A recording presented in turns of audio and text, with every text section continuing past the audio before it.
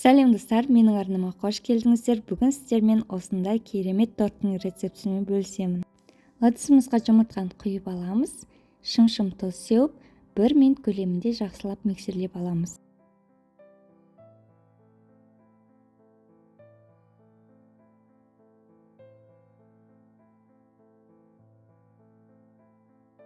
Қантымызды салып, жақсылап миксерлейміз. Әппақ көпір болғанға дейін 2 есе массасы үлкеюі қажет.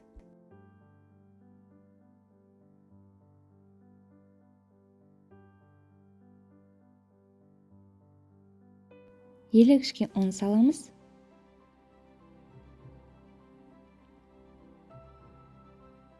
Жүгері крахмалын саламыз.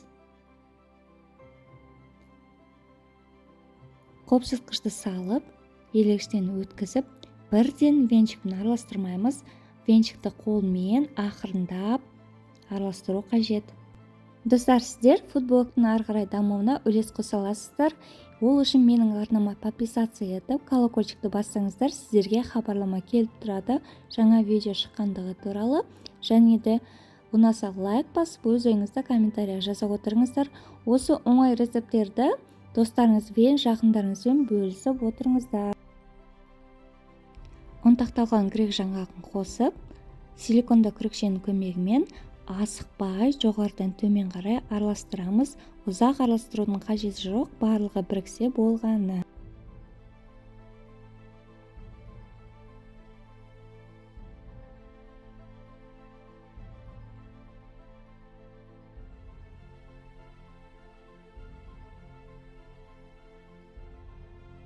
Массамызды осы формаға құямыз. Бұл жерде біз шет-шетіне май жағып, кейін ұн сеуіп шықтық, астына пергамент қағазын салдық. Форманың диаметрі 22 см. Дайын болған массамызды формамызға құйып аламыз.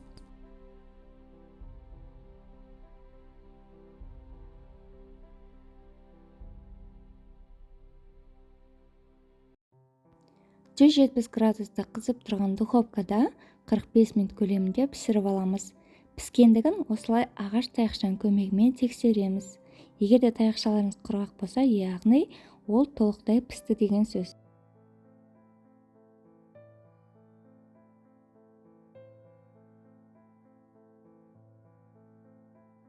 Формадан босатып, толықтай бөлме температурасына суытып аламыз.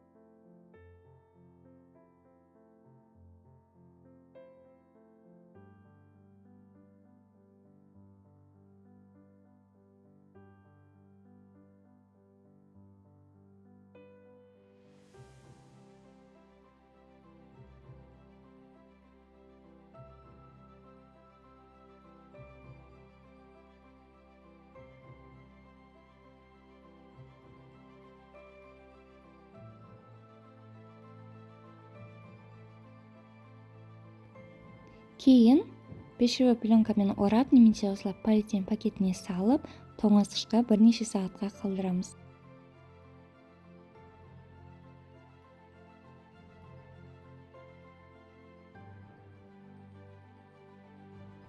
Алмұртты дайындаймыз. Ол үшін ең алдымен сыртын тазалап, кейін төртбұрыштап ұсақтап турап аламыз.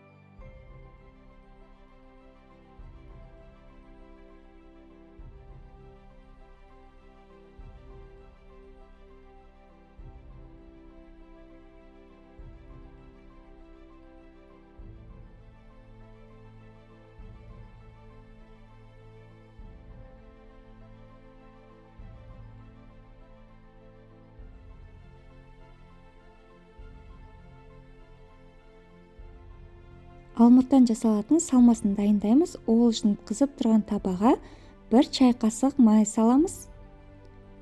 1 ас қасық қант саламыз. Орташа отта қуырамыз. Жарты чай қасық корица саламыз. Шым-шым лимонны кислота. Кейін бәрін жақсылап араластырып аламыз.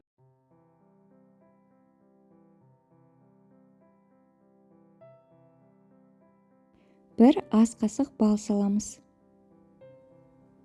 Кейін тағы да жақсылап араластырамыз.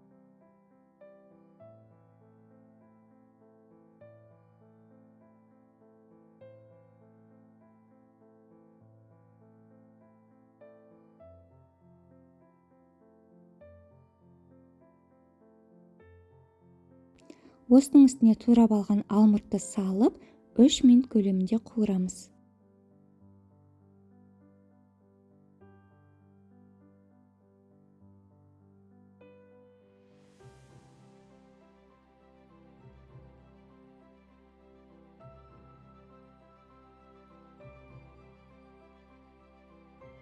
Торттың кремін дайындау үшін бізге вареный сгущенка керек.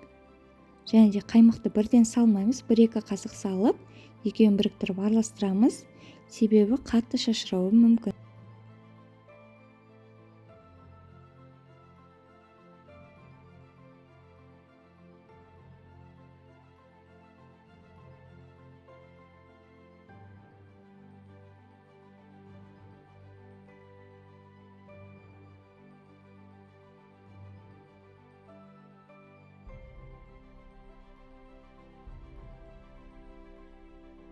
Қалған қаймақты салып, жақсылап барлығын араластырып аламыз.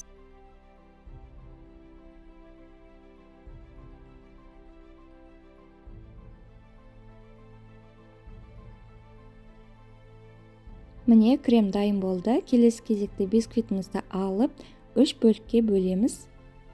Мен шет-шетін жаңағы тортты әсемдеу үшін кесіп алдым.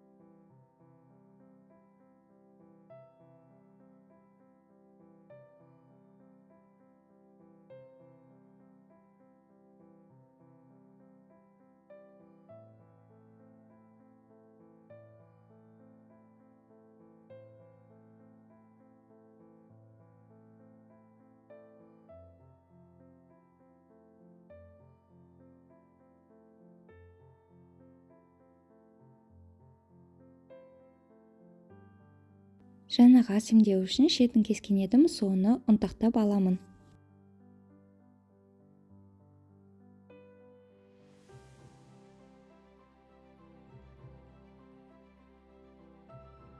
Тортымызды жинап бастаймыз. Ол үшін бірінші кремді жағып аламыз. 3-4 қасық көлемінде салу қажет.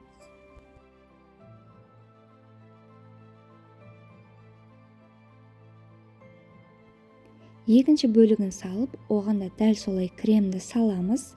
Кейін үстіне дайын жаңағы алмұрттан жасалған массаны да салып аламыз.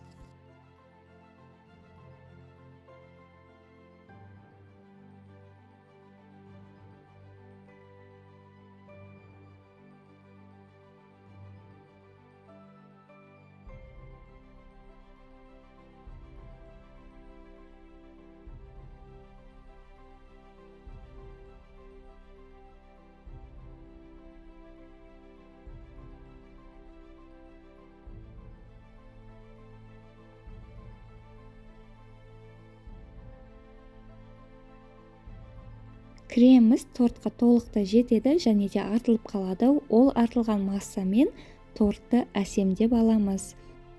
Видеодан көріп тұрғандарыңыздай торттың шетіне де крем жағуды ұмытпаңыз. Ұнтақталған массаны осылай торттың бетіне, жан-жағына толықтай сеуіп аламыз. Және де қалған кремді қалауыңызша өзіңіз әсемдеп жақсаңыздар болады.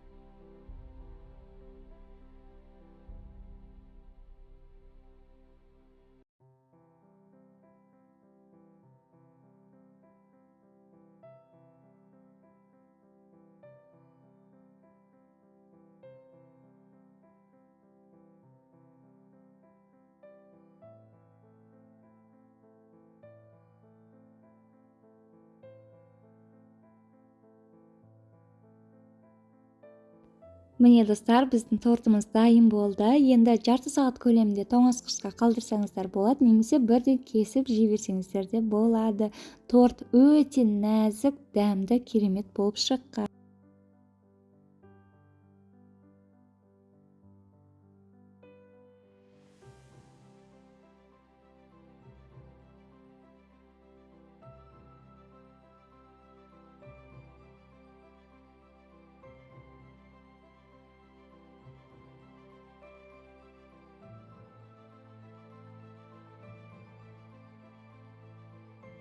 Вау, анан караңыздарчы, кандай керемет, бийик, күчтүү болуп чыккан тортумуз. Достор, мындетті түрдө жасап көрүңүздөр.